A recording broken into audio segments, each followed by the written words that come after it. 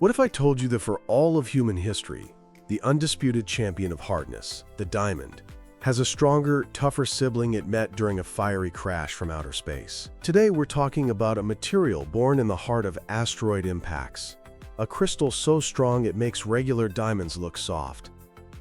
This is the story of Lonsdaleite, the hexagonal diamond, and how scientists went from finding microscopic traces of it in meteorites to finally creating it on demand in the lab, unlocking a future that is harder and brighter than we ever imagined. Diamonds are famous for their 4 C's: carat, cut, color, and clarity. But the most fundamental C is carbon. Both diamond and Lonsdaleite are allotropes of carbon, meaning they are made of the exact same atoms, just arranged differently. This difference in atomic architecture is everything. Imagine building a structure with Lego blocks.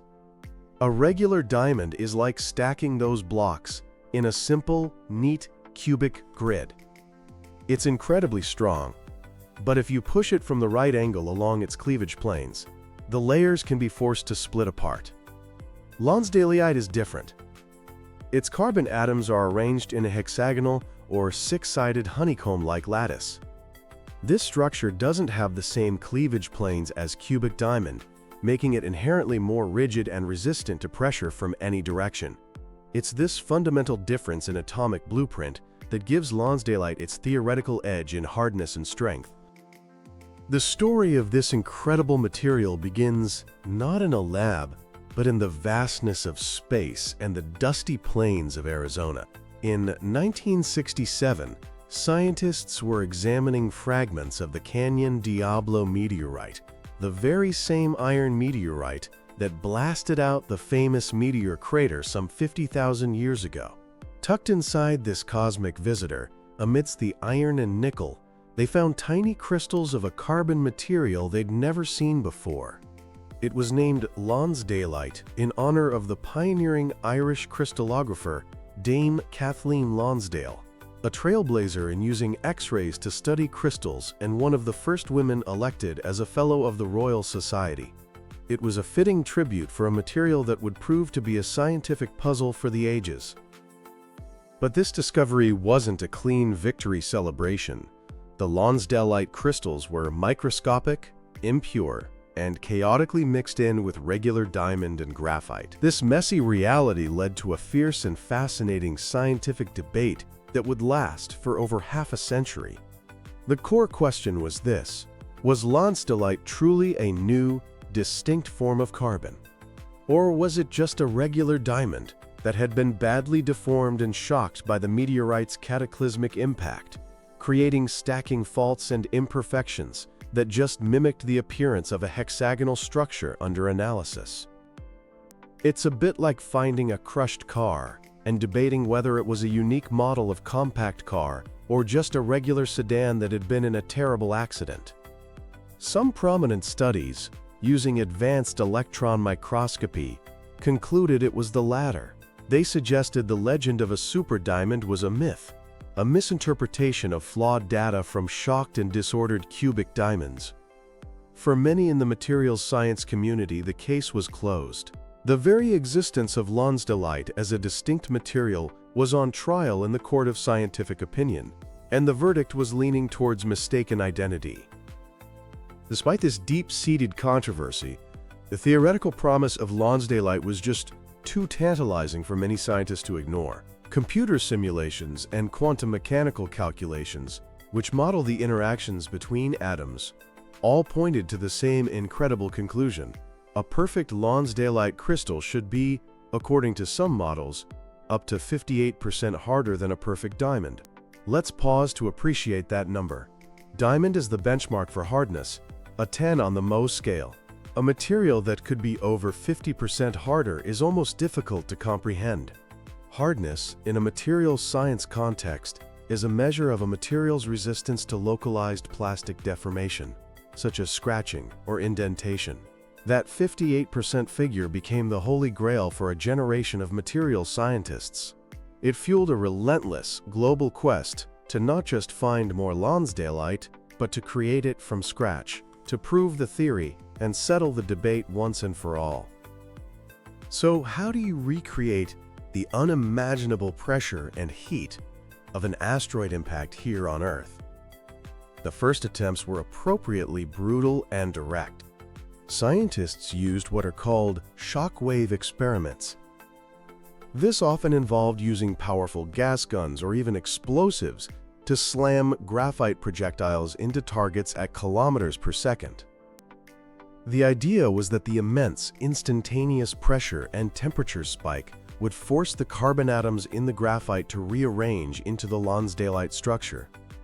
These experiments were powerful, but crude. They did produce diamond-like materials containing hexagonal structures, but they were often tiny, fleeting, and full of defects, doing little to convince the skeptics. It was a sledgehammer approach to a problem that might require a scalpel. Over time, the techniques became more refined. Scientists turned to high-power lasers, focusing intense beams onto graphite targets to vaporize the carbon and let it redeposit on a surface, hoping to catch the Lonsdaleite phase in the process. Others used massive static presses, squeezing samples between diamond anvils with the force of mountains for extended periods. But the real game changer, the technique that held the most promise for creating large, pure crystals, was chemical vapor deposition, or CVD. You can think of CVD as a form of atomic 3D printing. The process starts with a carefully chosen gas containing carbon, like methane, which is just one carbon atom bonded to 4 hydrogen atoms. This gas is fed into a vacuum chamber containing a small seed crystal. By precisely controlling the temperature, pressure, and the mix of gases, you can encourage the carbon atoms to detach from the gas molecules and settle onto the seed crystal, growing the crystal atom by atom, layer by layer. For decades, CVD has been used to grow high-quality cubic diamonds for industrial and even gemstone use. The immense challenge was figuring out the exact recipe, the secret sauce of temperature, pressure, and gas chemistry that would coax those carbon atoms into arranging themselves in the rare hexagonal Lonsdaleite pattern, instead of their preferred, more common cubic diamond pattern.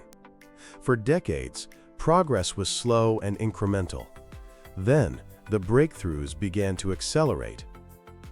A team at Washington State University's Institute for Shock Physics managed to create hexagonal diamonds in a lab that were measurably stiffer than natural cubic diamonds. Then, researchers in Australia made a landmark discovery while studying a specific class of meteorites called uralites. They found naturally formed Lonsdaleite crystals within them that were not only surprisingly large, on the scale of microns, but also remarkably pure.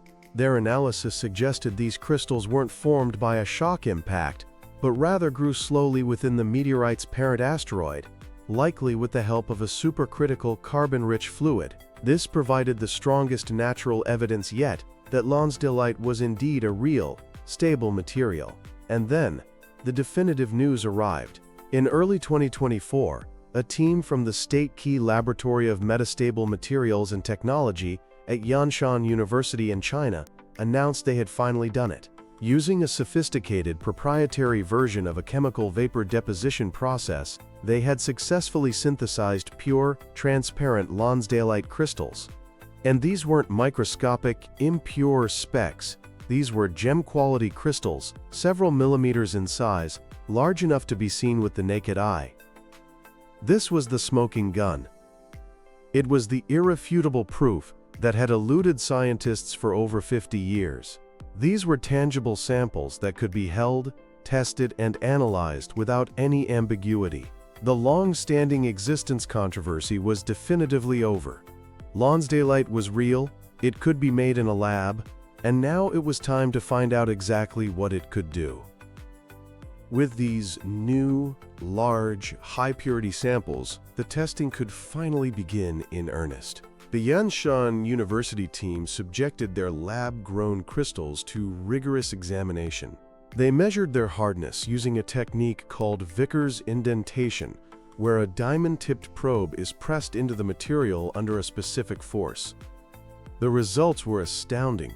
Their synthetic Lonsdaleite reached a Vickers hardness of approximately 112 gigapascals. So what does that number mean in context? A typical natural diamond has a Vickers hardness that ranges from about 70 to 100 gigapascals. So these lab-grown crystals were definitively, measurably harder than their natural diamond counterparts. The theoretical promise of a material 58% harder might still be the upper limit for a flawless crystal, but the laboratory fact was clear. Lonsdaleite was the new king of hardness. So what do you do with the hardest known material on the planet? The most obvious applications are in industries that rely on cutting, drilling, and grinding. Imagine drill bits for mining, oil and gas exploration, or geothermal energy that last 10 times longer and cut through the toughest rock with unparalleled efficiency. This could dramatically lower costs and open up access to resources we can't currently reach. Think about creating ultra-hard coatings for industrial machinery, bearings, and aerospace components, making them virtually immune to wear and tear. This increases efficiency, reduces maintenance, and enhances safety. In precision manufacturing, Lonsdaleite cutting tools could machine next-generation superalloys and advanced ceramics with incredible accuracy.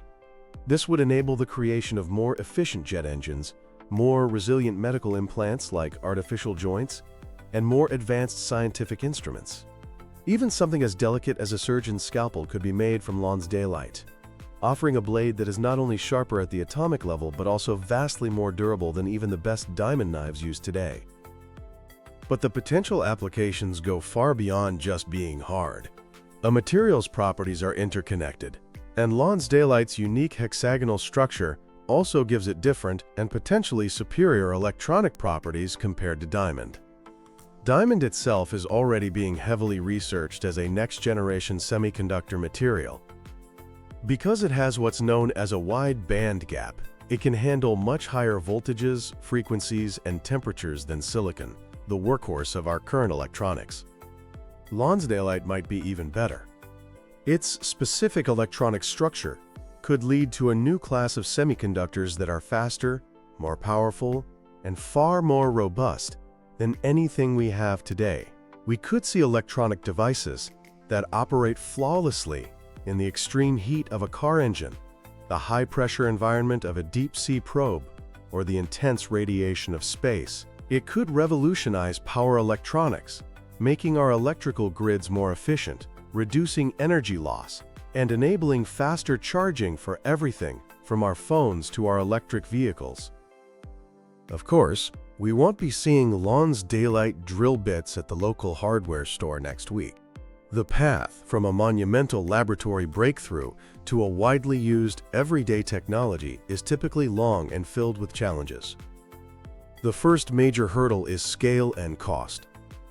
Creating millimeter-sized crystals is a fantastic scientific achievement, but for most industrial applications, we need to find ways to produce much larger quantities, perhaps as coatings over large areas, reliably and consistently. The current synthesis methods are complex and energy-intensive, making Lonsdaleite an exceedingly expensive material for now. Bringing that cost down will require significant innovation in manufacturing processes. And finally, there's the wonderfully ironic challenge of processing. How do you cut and shape a material that is harder than any other tool you possess? You can't use a diamond saw to cut a Lonsdaleite block. Scientists and engineers will need to develop entirely new techniques, perhaps using high-energy lasers, focused ion beams, or sophisticated chemical etching processes, just to be able to work with and fashion this new supermaterial. But these challenges, while significant, are not new to the world of science and technology. History is full of examples of materials that started as expensive lab curiosities before becoming cornerstones of our civilization. In the early 19th century, aluminum was more valuable than gold because it was so difficult and energy-intensive to extract from its ore.